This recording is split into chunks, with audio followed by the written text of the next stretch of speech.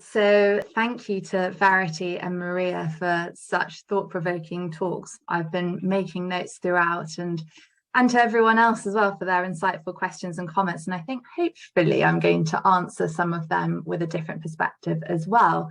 So it's great to be here today, and I'm glad that we're having this discussion, because I think when we are talking about culture, I think, and positive things that we can do to influence our environment and the way in which we do things, I guess a discussion is a good place to start.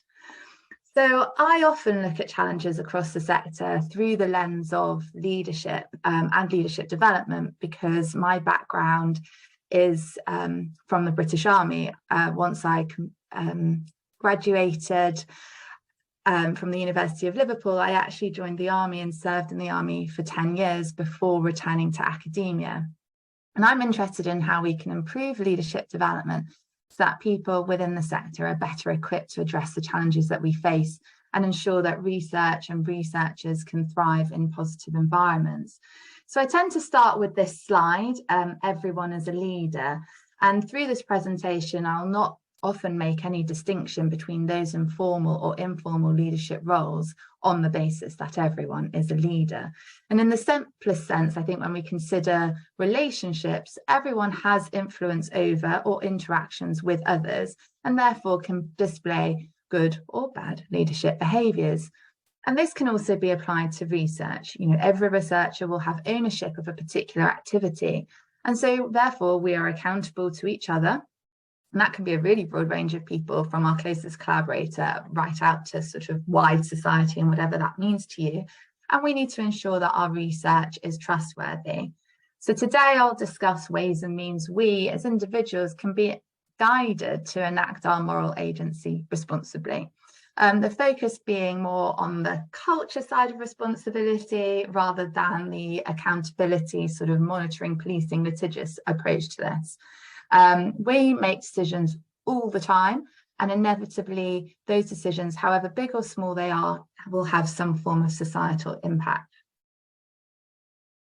So the world in which we are all in, I think, is increasingly smaller and more interconnected and complex. And we and our institutions in which we're in are realising that we have an increasing responsibility, not only towards our stakeholders, but also towards society and the environment. So when we say what is responsible leadership, I'm talking about people that look to meet the role, normative and ethical obligations, and that working across different legal systems, potentially across areas where there are different rules and regulations, different policies, different cultural contexts, leaders will be required to assume a position even when there is an absence of some of those laws and regulations. And that also will require someone potentially to speak up when the conduct isn't right or seems unethical. And so in doing so, you are also entering a contract and saying that I am willing to be held accountable for the consequences of my actions and my behaviour. I feel that responsibility can and should permeate throughout an organisation, and it should underpin and influence all the decisions that we make, yet it is still really hard to define. And it's on that basis that I think it runs a risk of being perceived as something difficult to grasp.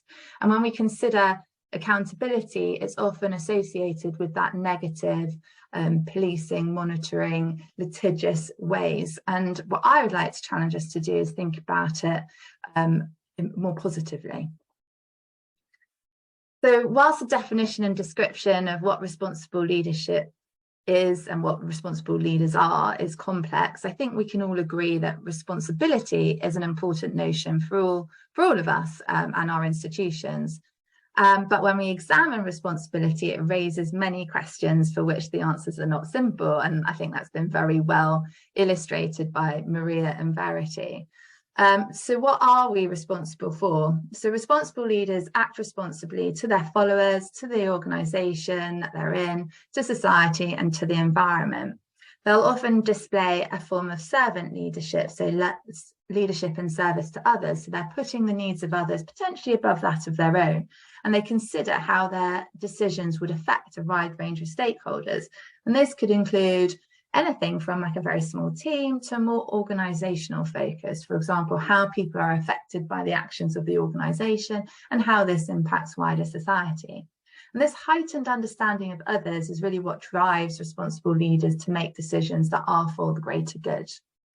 I think we can all probably think of examples of poor short-term decisions. And I think we're also very cognizant that we would prefer to make short-term decisions over having that longer-term thinking and making decisions, potentially identifying and mitigating risks and considering what unintended consequences could be. But responsible leaders, therefore, do create time and space for thinking and take a long-term perspective on their decision-making. And as researchers, we need to be conscious that our decisions can be highly influential and we need to consider their social impact. And so importantly, where possible, and I think we should consider where we have the ability to display our moral courage and aspire to positive change. So I'm a meta-researcher. I conduct evidence synthesis to inform forward and backward translation between animal models and patients to improve research and treatment options for those that have neuropathic pain. And the very nature of my research raises questions about responsibility and accountability, or rather disappointingly, their lack of. And I think part of that is a discussion for another day. But for this presentation and for this discussion, I started thinking about what and who guides and influences me and my research. Who am I accountable to? How do I conduct myself and my research?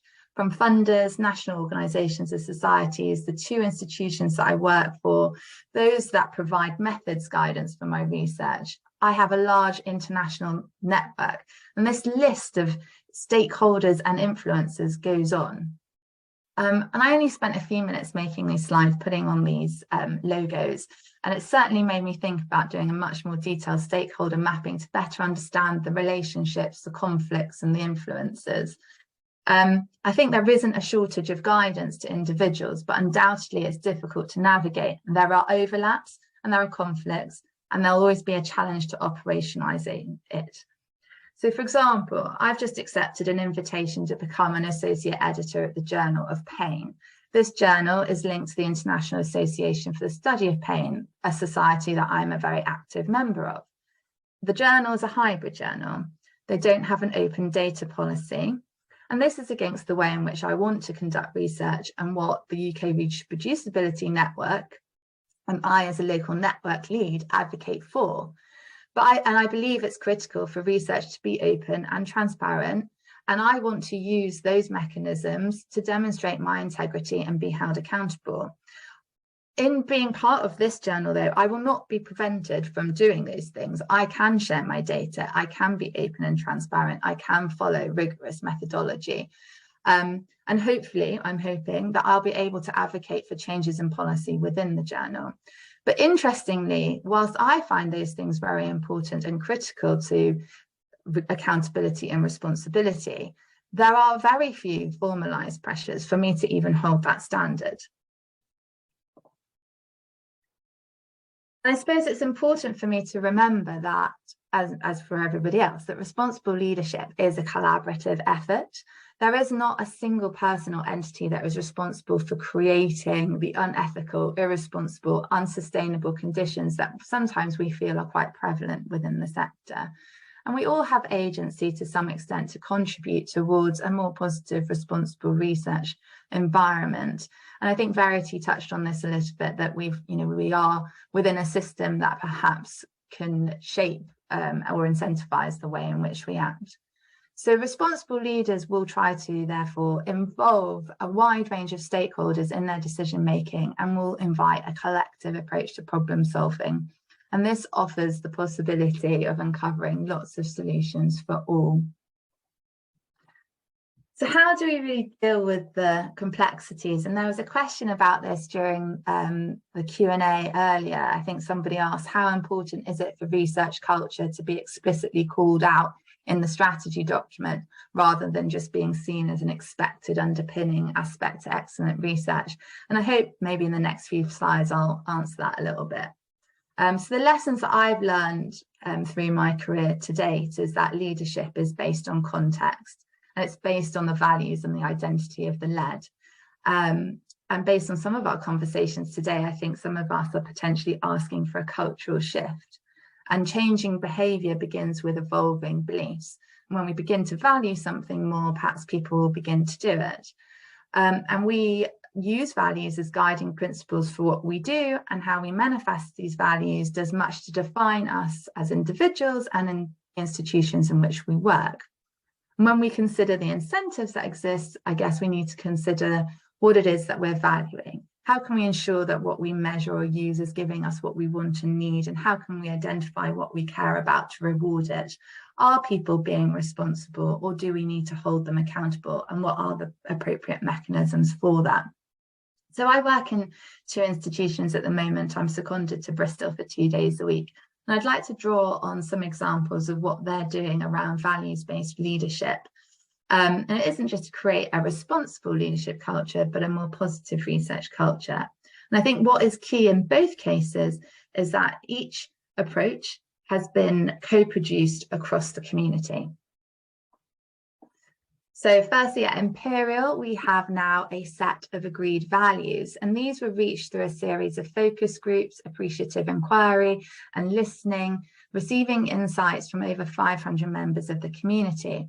And this led to the identification of 360 values, of which 86 were unique. And through an iterative process of defining and shortlisting and voting has led to the 5 that you can see on the slide: respect, collaboration, integrity, innovation, and excellence. And this is coupled by a behaviours framework. So together they define our ambition and are there to empower stakeholders, us, I'm included as a member of Imperial, to determine what responsibility and accountability means across different contexts. There's a lot of work happening to have the values and behaviours integrated into everything that we do at the college. There are support and development sessions, there's training for management, they're being embedded into policies and processes, and they're being used to hold people accountable for their behaviours. We're particularly focusing on how to bring them to life and what they mean to different people in different contexts. At the university, still a project that I'm working on, which is much more embryonic at this stage, has similar aspirations. So I'm working with the academic staff development team and across the university to develop a leadership ethos. So we've articulated the behaviours that are required to uphold our shared values. And again, it's not necessarily a set of rules and regulations, but more of a framework through which we can explore and guide conversations and decision making. And these behaviours are universal. They're all important in the context of responsible leadership and accountability. So lead by example, building trust, developing self and others, building teams and collaborations, communicating effectively, and doing the right thing. They have very strong inclusivity and integrity threads throughout. But to really highlight some aspects, I'm going to discuss 3 in a little bit more detail. So the first is leading by example. And this is the requirement for our actions to match our words. In doing so, we can become role models and people that others would like to follow. So our actions will influence others to behave in ways that are valuable for our community. And it requires us to be self-aware, have humility, and show openness. Second one is about building trust. And trust is the belief or confidence that we have in reliability, integrity, and honesty of each other. And we develop trust through honest, open, and transparent communication. And building trust requires us to demonstrate empathy, to be authentic, and to recognise different perspectives. As leaders, we need to balance many challenges and offering conflicting needs. We must ensure that our behaviours uphold our values and we challenge behaviours that undermine our shared values. And having clearly defined values and behaviours really sets the conditions for how we conduct ourselves and produce policies and guidance in accordance. So as individuals, teams and institutions, organisations, funders, as they develop policies, frameworks, concordats. They need to be as inclusive as possible. And co-production with the community isn't just about getting that buy-in, it's also in itself a demonstration of responsible leadership and their willingness to be held accountable to the wider community. So I will summarise now and look forward to our Q&A. Really responsible leaders, which we all are and can all be, have a responsibility to followers, to our organisation, to society and to the environment. Responsible leadership is something that is shared. And I think there's something in creating a culture around responsible leadership that will prevent the need for holding those to account for having already done something unethical. But of course, I'm not naive to think that things will not go wrong, or that there wouldn't be allegations of misconduct. But I think that Maria covered that very well towards the end of her talk, and the considerations that are needed for how we respond appropriately to such allegations or misconduct. So I will stop sharing my screen there and look forward to discussing further with you. Nadia, thank you very much. That was really fascinating to read. I think the topic of leadership within the academic community is an interesting one, because it's often only considered as applying to people who are in a formal leadership positions, but we lead ourselves, if that doesn't sound too trite, but also we have roles in informal networks and the like. So it is very much an issue for everyone at whatever career stage you're at. So thank you for that. We've already had some questions in the chat, but please do keep popping them in.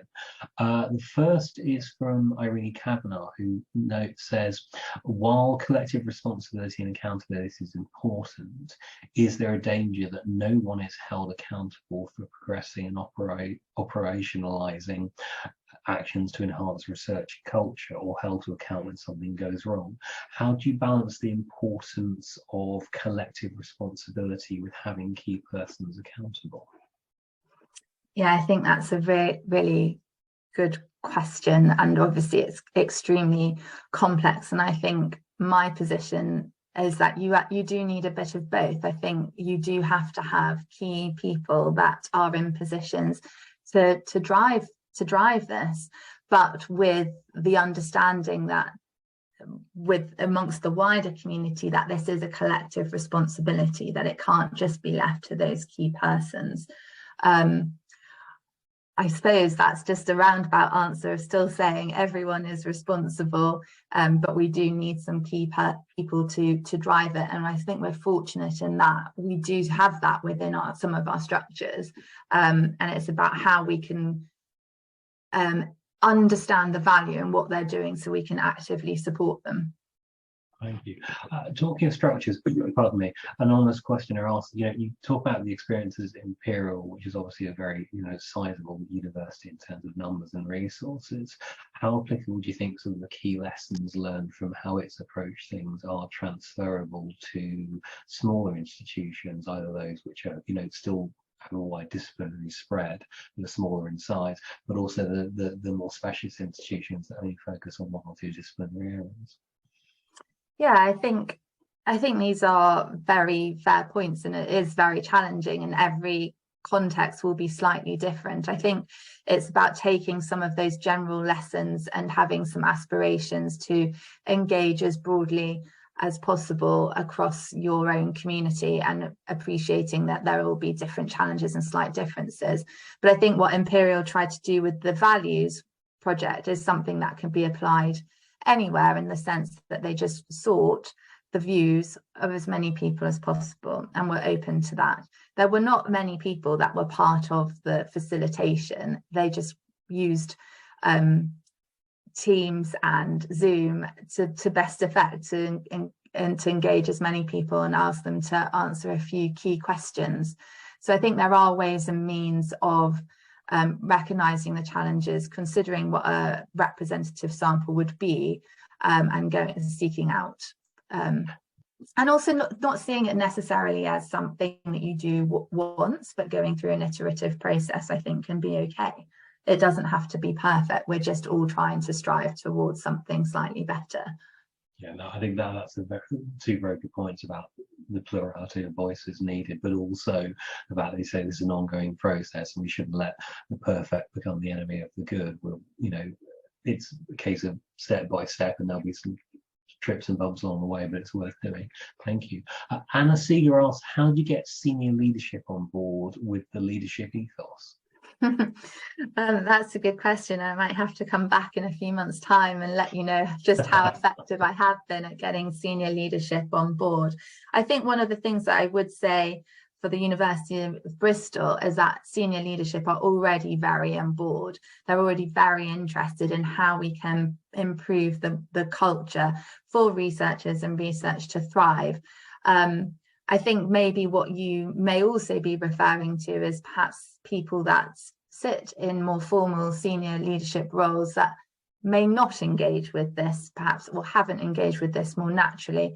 And I think we need to be aware that those people are there. They may be skeptical, but it's about mitigating the amount of influence they have and others that can, and then making sure that others are still able to engage and still able to try and do what they feel is necessary to improve their research environment. But also in time, we'll be able to demonstrate its benefits, and how as a community we all will be potentially more productive, happier, and so I think there's an element of, over time, those that perhaps are skeptical will be brought in as well. So there's a variety of levers that can be used. I agree with the importance of reaching out to senior people. I'm reminded of the Wellcome Trust Research Culture Survey from a couple of years ago that pointed out that managers, and I say this as a manager, tend to have a very high opinion of their management abilities, whereas the people who are managed by them, and I say this as someone who is people I manage actually in the webinar today, tend to have a very different opinion of the quality of their management. So yes, it can be challenging to get people to realise that perhaps they don't know the skills of leadership as well as they like to think they do. Yeah, and I think for that, one of the things that we're looking at is how we can create resources to support different people at different career stages, appreciating the challenges that they have. I know for a lot of senior leaders that I will try to engage with, they only have limited time, so I need to create something for them that they can absolutely engage with, and at least, you know, having something, a crib sheet, an awareness, whatever it is, it may be just that little thing that makes a difference. Brilliant, thank you. Andrew Porter says, firstly, thank you for a very interesting talk, but then says, you listed the influences on your own integrity, but said there are very few formalized structures to ensure compliance. Does this leave research cultures susceptible to bad actors who could be in leadership positions who wish to exploit the system? And is that enough of a concern to mean that this should be addressed? Well, I think we know and have data to show that that has led to a few bad actors, but generally people are doing their work in good faith and are not necessarily, not everyone is not everyone is fraudulent, for example, and I think there are good mechanisms in place to address those. And perhaps the areas that concern me is more where is in the grey, where there are questionable research practices that are just embedded in the way in which people do things, and people haven't got the education, the training, the skill sets, or the resource to address some of those issues.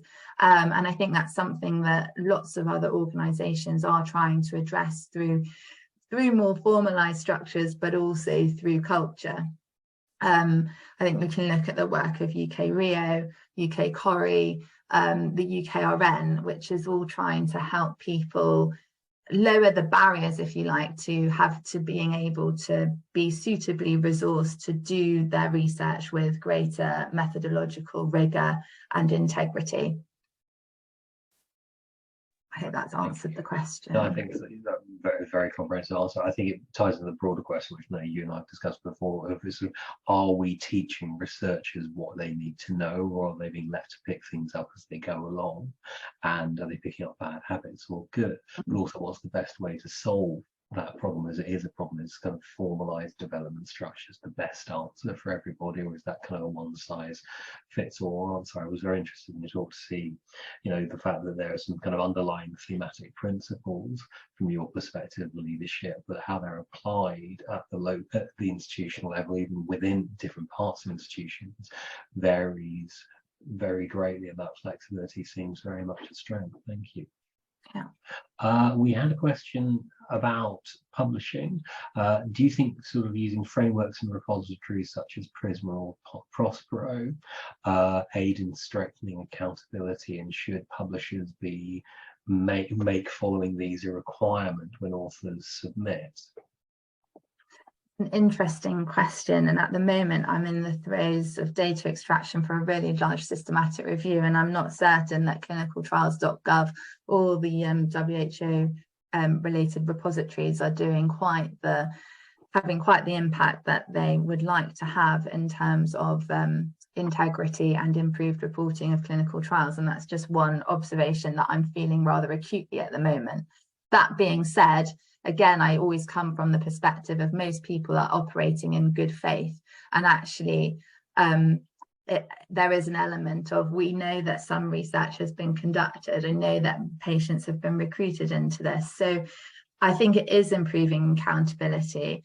It's just that we perhaps, or I am guilty of having a really high standard of what I want to see that being, and maybe we need to always look at a much larger, longer time frame and think of where we've come from to where we are today, and potentially the lever that this still affords us of where we will be in the future.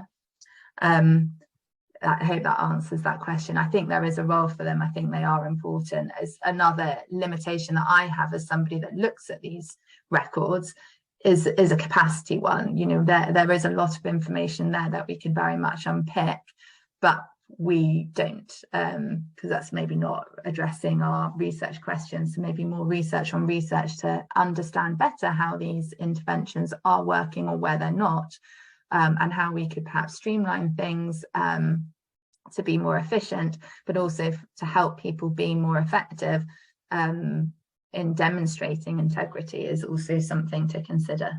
Yeah, thank you. Your comments about time ties in with a question we received in the chat, which is researchers are generally time poor, and so many initiatives, whether formal or informal, ask them kind of to do more and support what they currently do. Are there any, I don't know if there are any, but are there any kind of quick or easy solutions or tips you can give about how people can try and find the time, or institutions help their researchers find the time to engage in this kind of more reflexive practice and a more nuanced and holistic approach to leadership that you suggest? Yeah, so I might say something very controversial now, and I think this almost needs to be mandated. And I know that people don't like the idea of something mandated, but everyone would be able to benefit from time and space to reflect. And freedom, you should have freedom within that time and how you use that time, maybe some tools to help navigate so that that time is spent in a manner that is of value. But I think we all need to be given time and space to reflect. And I think this also relates to what Maria was saying about slow research, because it's reflecting on us as individuals, but also reflecting on the research and the way we conduct things. We need more time, but we have to carve it out. And at the moment, it's very difficult to do so. So some sort of mandated, and I know that will cause people some palpitations. It might even cause me a palpitation as well at the moment, though. The idea of being told to stop is uncomfortable, but we need to do it. Brilliant. Thank you very much.